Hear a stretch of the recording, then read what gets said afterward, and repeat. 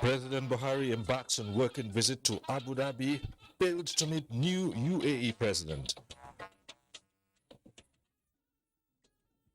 To go into the detail, let's wait for the outcome of the court. Electoral Act controversy. Supreme Court allows joinder application by River State, adjourns hearing to May 26. Bauchi State has executed the project credibly. Also tonight, new water project sparks hope for residents of Bauchi.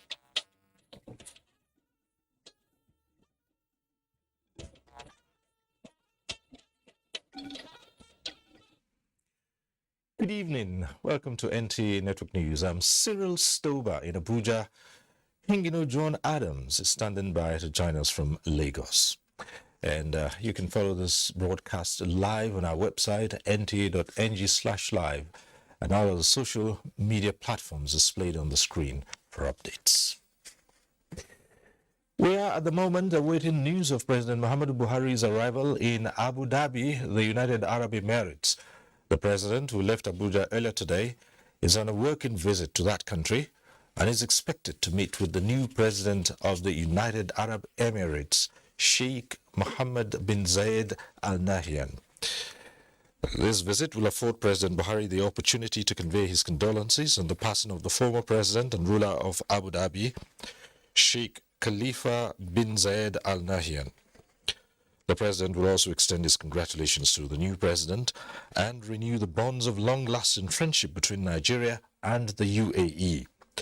Under the new leadership, President Buhari looks forward to a bigger and stronger partnership for peace, stability, and prosperity of both countries.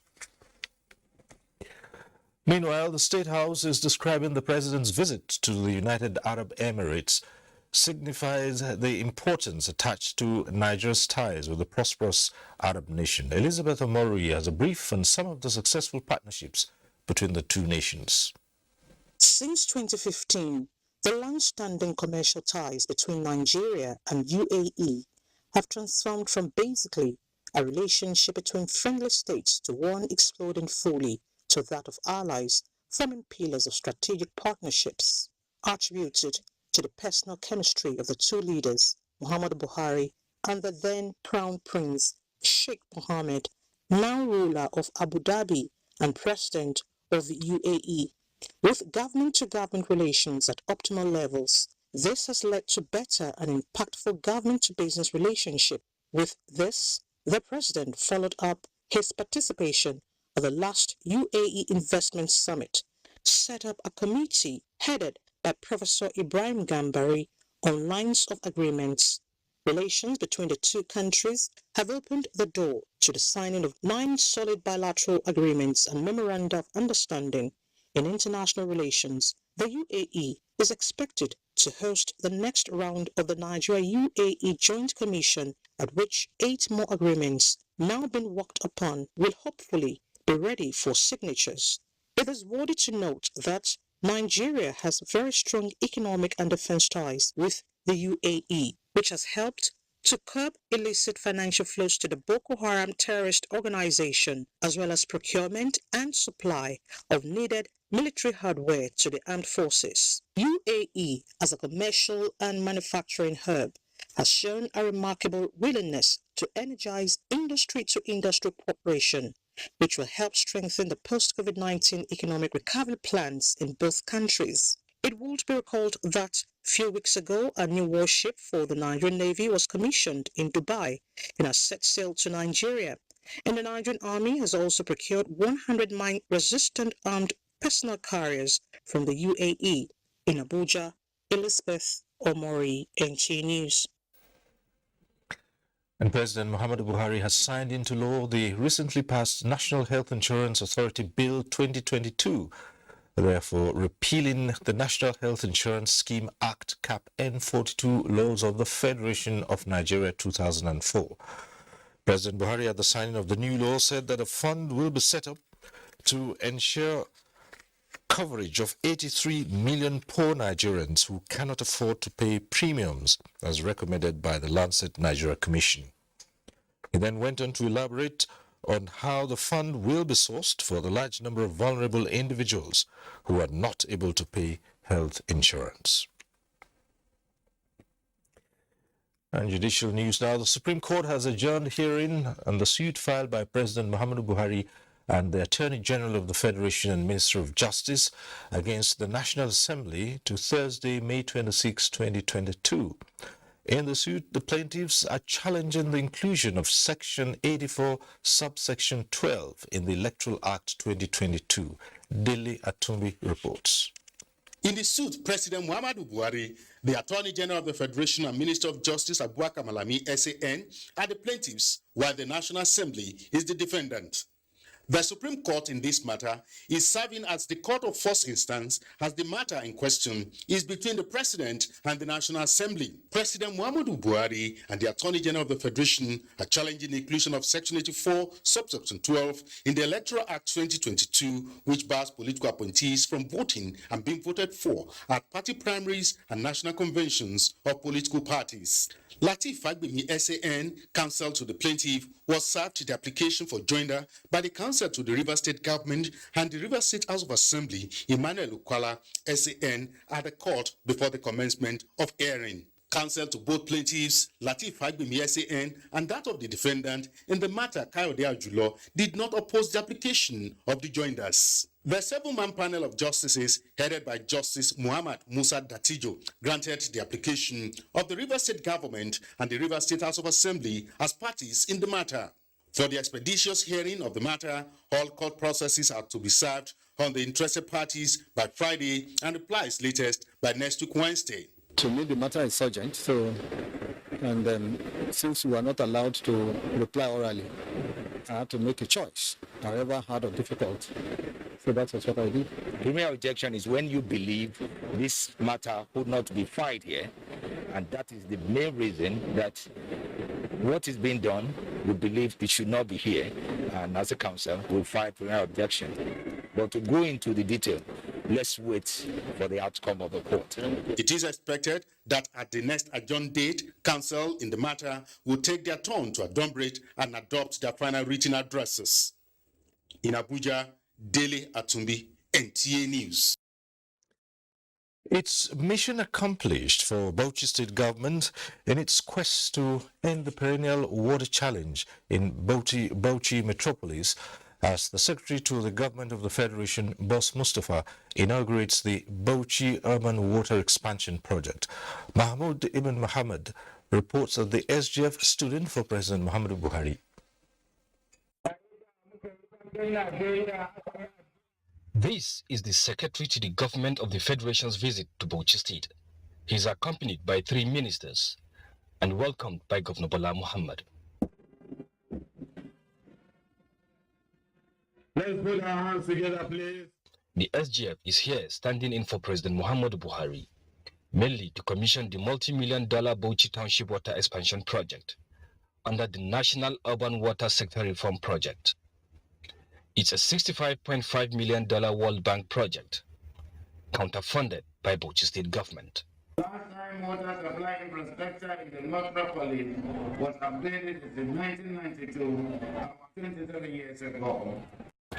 The 1992 expansion work was meant to meet the water demand of the metropolis up to the year 2005. However, the expansion did not come until now, some 14 years after. I'm happy to note from reports I've received that Bauchi State has executed the project creditably.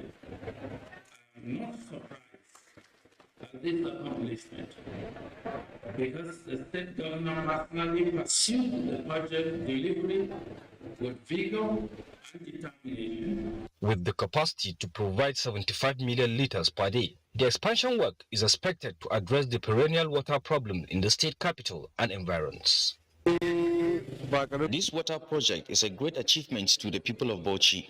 We value this water project very well because water is a source of life. Without water, we, the mankind, animals, plantation cannot survive. Apart from the expansion work carried out here at the Gubi Dam water treatment plant, other aspects of the project includes laying of pipes, construction and expansion of reservoirs at Warinje Hills, Buzaya Hills, and Wintindada. In Bauchi, Mahmoud Muhammad, NTA News. Security now. News reaching us says more than 40 bandits have been killed in Kaduna State by a combined team of ground security operatives. Several bandit camps are said to have been destroyed during the operation, with the figure of bandits neutralized now climbing to more than 60 within the first quarter of the year. This is part of the security scorecard presented to the Kaduna State Security Council meeting. The meeting was presided over by Governor Nasiru Ahmed El-Rufai and saluted security agencies in the state for decimating the bandits' camps. Meanwhile, troops of Operation Hadankai have rescued 63 kidnapped victims between 28th April and 19th May 2022. The Director of Defense Media Operations, Major General Bernard Onyuku, who announced this at a news conference in Abuja, says 54,889 terrorists and their families also surrendered to troops in the northeast. Of 1st to 14th May 2022, a total of 1,627 Boko Haram terrorists and their families surrendered to own troops at different locations within the theater. They comprise of 331 men, 441 women, and 855 children. As at 16th May 2022, a total of 53,262 Boko Haram elements and their families have so far surrendered. Similarly, troops of Operation Delta Safe and Dakatar Barau discovered and deactivated 167 illegal refining sites and 156 storage tanks. President Muhammadu Buhari has congratulated Alhaji Aminu Ado Bayero, the Emir of Kano, on the conferment of the highest honor of the Republic of Senegal, the National Order of Lion. The honor was conferred on him by President Macky Sall at the presidential residence in Dakar in the course of the Emir's recent visit to the country. President Buhari said the honor on the Emir was richly deserved and commended his Senegalese counterpart for sporting the inherent qualities of the traditional head of the most populous northern city.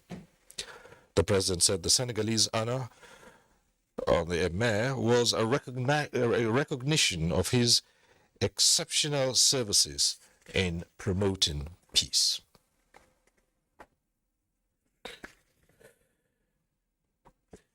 It's about 36 hours now since the riots at the Day Building Materials Market, which led to the loss of lives and eventual closure of the market. How has the situation fared afterwards? Onutu Yakubu brings us this update. The fires are off, the ashes settled, and the victim's cold body underneath the ground. But one reality stares perpetrators and those at the receiving end in the face, and that is the catastrophic economic and social security implications of the crisis. A few traders at the markets will not speak to camera, but one very realistic situation in their faces, judging from my interaction, is that they are still yet to come to terms with the reality of the damages that have been done to their businesses here, which a couple of them estimated to be in the range of billions. For now, there is a subsisting directive to cordon off all commercial activities in the entirety of the market and the corridors leading it to the expressway. And these men are here to ensure so.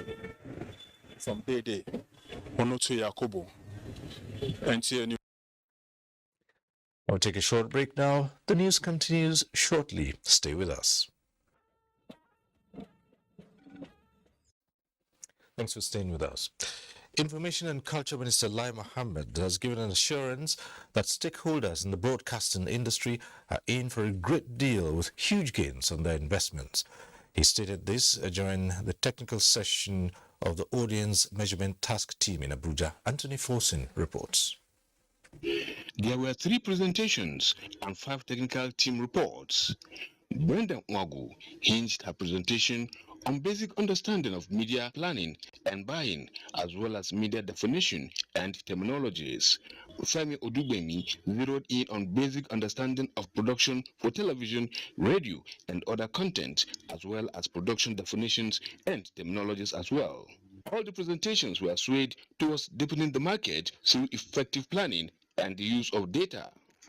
Expressing satisfaction with the volume of research done by the task team, the Information and Culture Minister, Lai Mohammed, said, Nigeria, the entire creative industry, the government of Nigeria will never be the same again because of our efforts. We are ushering in a time of great prosperity for the entire sector. The metrics and data will be putting together the standards of practice on receipts and payments, the media monitoring service powered by technology for real-time performance evaluation will create transparency and an enabling environment for all to thrive and be prosperous. On sustainable content development plan to ensure a win-win situation for content developers, production companies, and broadcast stations, the federal government from inception, Lai Mohammed said, ensured that reforms are made that will impact positively on the people. On the back of what you are doing is jobs, jobs, and jobs. I remember assuring the Federal Executive Committee, the Federal Executive Council, that there were over 1 million jobs locked into the potential of the creative industry. And I'm glad that we are now unlocking those jobs. The task team chairman, Tolu Ogunkoya, assured that the assignment will be pursued to a logical conclusion. Anthony Forson, NTA News. On to politics now. Nigeria's Vice President and 2023 presidential aspirant, Professor Yemi Osinbajo, says the APC has the greatest potential with the caliber of aspirants in the party to enhance national development in the country. Osinbajo said this after meeting with delegates from Rivers State in Port Harcourt. Kingsley Amajiri reports.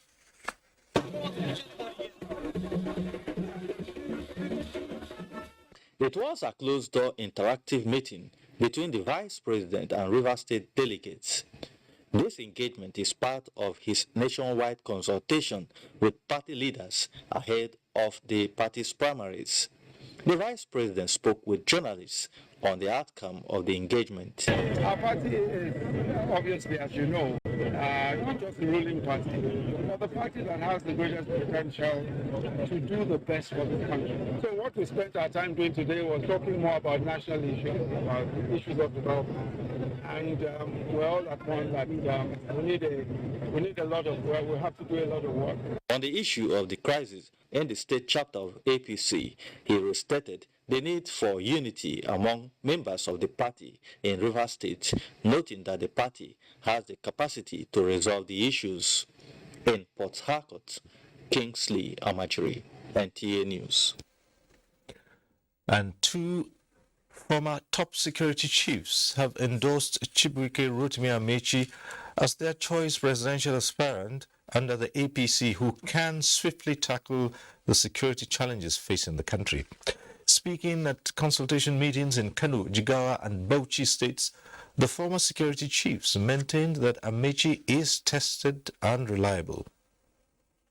It was a meeting that demonstrated unwavering support from APC party members, governors and traditional rulers to the APC presidential aspirant Chibuike Rotimi Amechi. The former Chief of Army Staff General Tukur Buratai and former Inspector General of Police Suleiman Abba recognized the critical role played by Amechi in restoring peace in Rivers State during the time of social unrest. Who is tireless. I work with him in Rivers, as you've been told, as then brigade commander. 24 hours We're always on the move. Very, very hardworking. He's a very kind leader. These are qualities that you can never take away from him. The presidential office says his achievements in several strata speaks volume and promised to build on his legacy project as well as improve other areas of the economy if given the chance. I'll bring my sense of judgment, wealth of experience to bear so that we can move forward. Who is behind Buhari in this gigantic project? The answer is Amechi. You are an achiever. He doesn't lie, he doesn't pretend. He says it straight. So Jigar delegates, when you think of me, think of Amechi too. The Emir of Bauchi, Alhaji Ridwan Suleiman Adamu, prayed for the success of Amechi presidential team. In the meantime, a presidential aspirant also on the platform of the All Progressives Congress, APC, Uju Kennedy Ohaneye, is pinning a hope of clinching the party's nomination on an agenda she touts as uniquely positioned for national development and also on the numerical strength of female delegates to the primary. Omenka Amarachuku tells us more. Uju Kennedy Ohaneye was the first female aspirant to declare interest to vie for the nomination as presidential candidate of the All Progressive Congress APC.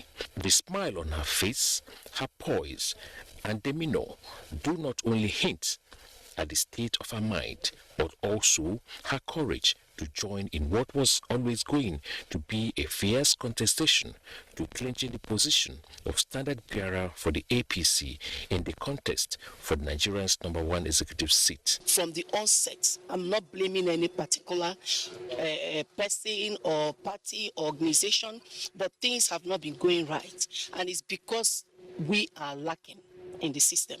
So the narrative must change. The method of governance must change. So the women now know that they don't want their children to continue dying untimely. Uju Kennedy believes she is not just vying to close the gender disparity gap in the Nigerian political space, but also to prove that she, and indeed other equally qualified women, can outperform the manfold who have dominated the scene for years. In Abuja, Omenka Amarachuku, NTA News. And staying on the political scene, Funsho Duarte of the Africa Democratic Congress, ADC, has urged Nigerians to make a wise choice in 2023 to ensure the emergence of credible leadership that will deepen governance and usher in a fresh era in the country. The chartered accountant stated this at a press conference where he formally declared his intention to run for the governorship of Lagos State. We are of the view that Lagos has not been managed in the true spirit of democracy, of government of the people, by the people, for the people. What we have more had is a government of the people, by some people, for themselves. And we believe it is time to say enough. We believe it is time to say, for our sake and for the sake of the generations to come, that we need leadership in Lagos that puts the interests of the people first. Funsho Duarte also emphasized that his priority will be on security, employment, the economy, and the future of youths in Lagos State. He is encouraging professionals to join politics and cautions against voter apathy, which has affected credible elections in Nigeria. And one-time Deputy Governor, Operations Central Bank of Nigeria, and 2019 gubernatorial candidate of the All Progressives Congress in Oyo State, Adebayo Adelabu, has declared his intention to contest the 2023 governorship election in Oyo State. Oyeyinka Omole witnessed his official declaration at the APC State Secretariat in Ibadan and now reports.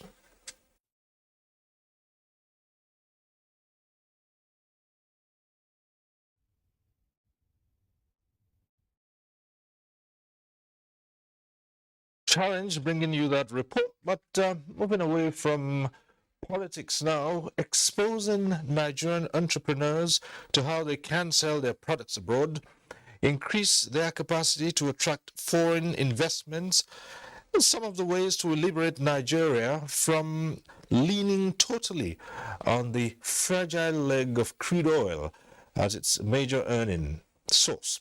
This came to the fore at a meeting between the Organization of Youths in International Trade and Commerce and the management of the NTA. Adebola Brookslin reports that the leadership of the African University of Science and Technology also had an engagement with the NTA management team. For decades, the Nigerian economy relied solely on crude oil as a major earner. Members of the organization, which supports young entrepreneurs and women in getting non-oil products ready for international trade, is soliciting the support of the NTA to further showcase the productivity and creativity of young Nigerians to other parts of the world.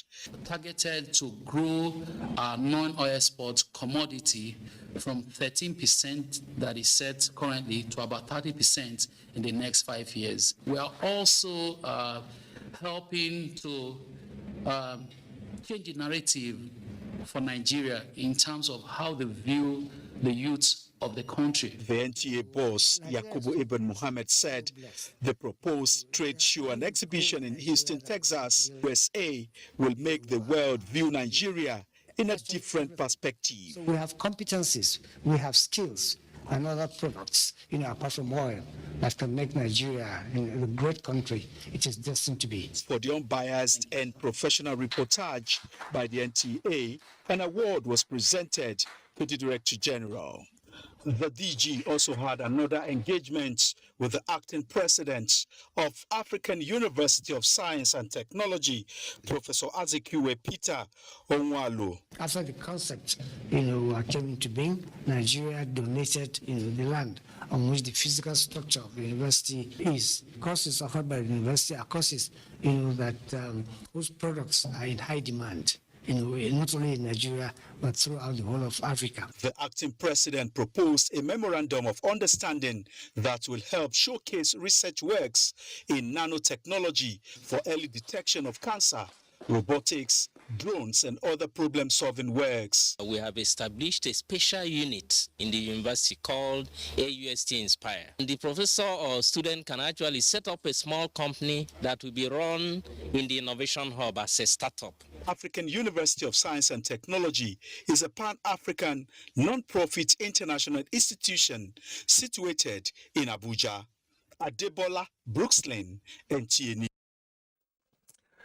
Now let's return to the story on the declaration of intent to run for the governorship of Oyo State by a one-time Deputy Governor Operations of the Central Bank of Nigeria, Adebayo Adelabu.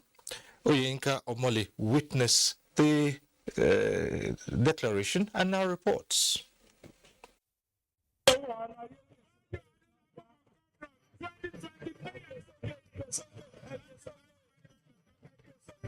That was the atmosphere at the official declaration of Adebayo Adelabu as Oyo State governorship aspirant under the All Progressives Congress APC in the state.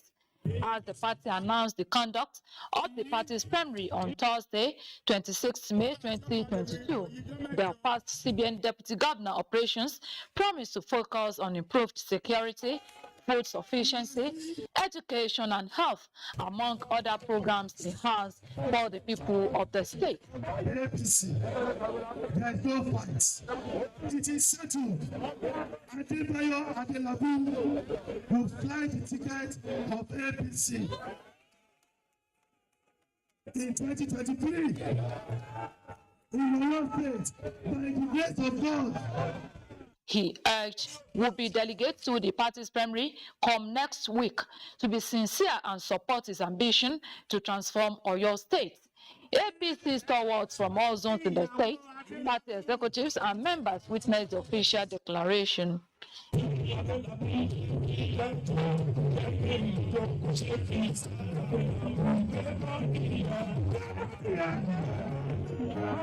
In Ibadan, Oyeyinka Omole, NTA News. Translating good ideas into action will engender good governance and bring dividends to the governed. Governor Udom Emmanuel stated this when he received participants of the Senior Executive Course 44 of the National Institute for Policy and Strategic Studies, Kuru, Jos. Susan Asukwo reports. The visit by participants of the Senior Executive Course 44 of the Nigerian Institute for Policy and Strategic Studies is geared towards interrogating and interfacing with the people with the aim of strengthening local governance in Nigeria, as well as make recommendations for possible solutions to prevailing challenges. Governor Udom Emmanuel, who was represented by Secretary to the State Government, Emmanuel Ekuem, notes that Nigeria is in dire need of critical thinkers who can translate ideas into action for the overall good of the citizens. For the person that is in charge is keenly interested in making sure that governance impacts people. Even democracy is not sustainable without taking care of the masses. Leader of the team, Brigadier General Chukwuemeka Odaya, retired, notes that the level of development will go a long way to strengthen local government administration in the state. The purpose is to interrogate the theme by Mr. President on strengthening local governance in Nigeria, challenges, options, and the opportunities. In Uyo, Susan Asukwo, NTA News. Right. Time now to bring in Hingino, who has more reports from our Lagos Network Center. Hingino. Thank you, Cyril. In fulfillment of its mandate of checking irregularities in the import and export procedures, the Customs Strike Force Team A has intercepted more than 1,500 cartons of codeine laden in a container with 40 cartons of tramadol. Michael Olale reports. From the outer part of this container, it looks like any of its kind waiting to dispatch some goods. But as closer look, the revelation is shocking. More than 40 cartons of tramadol with 1,613 cartons of codeine were loaded to the brim. The container, which has been on the radar of the Customs Strike Force Team A right from Indian, was destined for a bonded warehouse, but the importer diverted the consignment to a market after falsely declaring that the contents are cutting machines. In fact, an attempt was made to bribe officers. The use and abuse of this drug is responsible for the substantial cause of different social vices and criminalities in the society.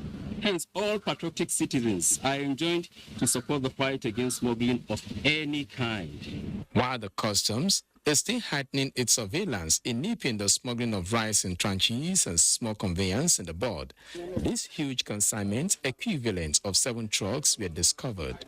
Intelligence reports reveals diversion from its original destination, and after 2 to 3 days of monitoring, the Customs Strike Force Team A discovered the warehouse where they were stored.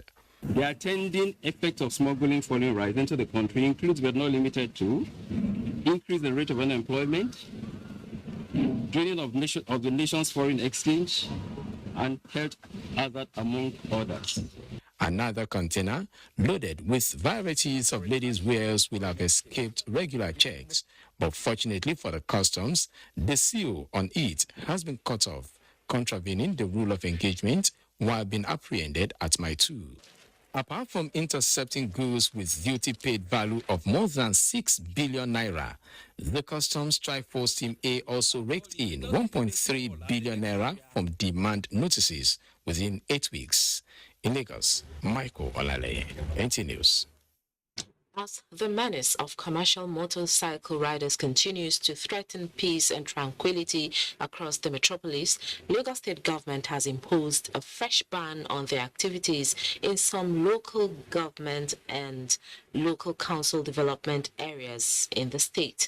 Musa Toliad completes the report.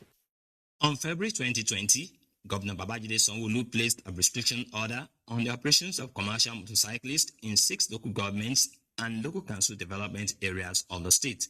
However, they flouted the restriction order over time and returned to highways, bridges, and other areas covered by the prohibition order. Arising from the continued lawlessness and utter impunity by motorcyclists, popularly known as Okada riders, Governor Babajide Sanwo-Olu instructed police hierarchy at an emergency security meeting to enforce to the letter a total ban on the operations of Okada riders in Etiosa, Ikeja, Surulere, Lagos Island, Lagos Mainland, and Apapa local government areas. We will not sit back and ensure that criminal-minded people will use that mode of transportation to now continue to perpetrate crime and criminality in Lagos. Lives are being lost on a daily basis. Accidents are being happening on a daily basis.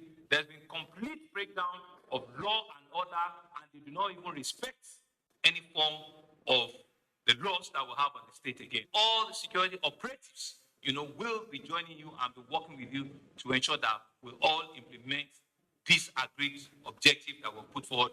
The governor's decision is in line with the state's transport sector reform law of 2018 to address the of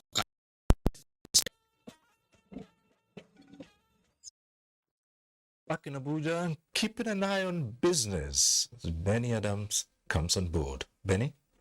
Thank you, Cyril, and welcome to Business. We start by telling you that given the huge contribution of MSMEs to economic growth and development, government is working on increased support for MSMEs. One of such ways is through the National MSMEs Awards, conceived in 2018 to reward excellence, hard work, and innovation in the MSME space, which the Office of the Vice President says is an initiative that has impacted thousands of MSMEs. The portal for application to be part of the award will be open for entries by 11:59 p.m. today, Thursday, 19th May 2022, and will close on Sunday, 12th June 2022. 10 outstanding MSMEs in different categories will receive 10 cars and other prizes at the event to mark this year's World MSMEs Day. Come and couple it together and tell us that you are this. We go on serious monitoring and evaluation during the process to see these things they must be very real because we must see them with our eyes. The categories for this year's awards include the MSME of excellence in agriculture, excellence in beauty wellness and cosmetics, in creative arts, in fashion and style, and artworks. The MSME awards in furniture and woodwork. The MSME awards in manufacturing. And lastly, the MSME awards in tech, innovation, and enterprise. And on the capital markets, the equities market closed Thursday's trading session on a positive note, the very first for the week, as the all-share index appreciated by 1.05% to close at 53,275.49 basis points. Market capitalization appreciated to 28.7 trillion naira. 274.5 million shares valued at 8.4 billion naira exchanged hands in 5,184 deals. Transnational Corporation, MTN Nigeria, and Corn Oil led the activity chart. That is business news. Network News continues with serials. Over to you. Thank you, Benny. The Bank of Industry has declared a profit before tax of over 60 billion naira from 35.5 million naira in 2021. Musa Abubakar reports that Managing Director of the bank, Olukayode Piton, said the financial institution remains committed to growing small and medium-scale enterprises in 2022 and beyond. While the business operating environment was tough and uncertain, stakeholders here at the 62nd Annual General Meeting of Bank of Industry are impressed by the bank's progress in 2021. The bank's profit grew by 75.2% at 62.28 billion naira in 2021. Its total equity increases to 384.8 billion naira from 336.48 billion naira in 2020. Loans and advances grew by 4.1% in 2021 to 780.48 from 749.84 billion naira in 2020. So we need to do a lot of work between now and the third quarter of this year. We plan to advance more money to our customers this year. The things happening in Russia and Ukraine affects everyone. We're going to work with government, work with central bank, work with Ministry of Finance to see how we can make life better for our people. Because of the increase in businesses in 2021, when you compare to 2020, we were able to make profits in 2021 much more than what we made in 2020. To drive multi-sectorial growth and development of the economy, stakeholders are optimistic that the implementation of the 2022-2024 medium-term corporate strategy of the bank is key. In Abuja, I am Musa Abubakar, NTA News. The Federal Inland Revenue Service and the Nigeria Police Trust Fund have agreed to a working relationship that would strengthen areas of mutual interest while projecting state objectives. The agreement was reached during a meeting between the leadership of both agencies in Abuja. Bosade Abel reports. It was definitely more than the customary courtesy visit by one public agency to another. The Nigerian Police Trust Fund, which is the visiting team in this instance, clearly had its focus fixed at some targets which the FIRS could help it achieve. Since its inception, the Nigerian Police Trust Fund has strived to carry out its mandate in line with the internal security vision of President Muhammadu Buhari. The Finance Act 2021 by its section 36, the responsibility of the collection of the 0.005% levy with the FIRS. We have written, follow and discuss with Accountant General of Federation Office, and I think an account in which delay will be permitted in has already been established. So our own advice will be that when you collect this money, eventually you try to give taxpayers value for their money. Despite significant changes influenced by the 2021 Finance Act on the Nigeria's tax and regulatory landscape, the Federal Inland Revenue Service is still in position to lend support to a sister agency wishing to optimize its operations. In Abuja, Bosede Abel, NTA News. Time for another quick break.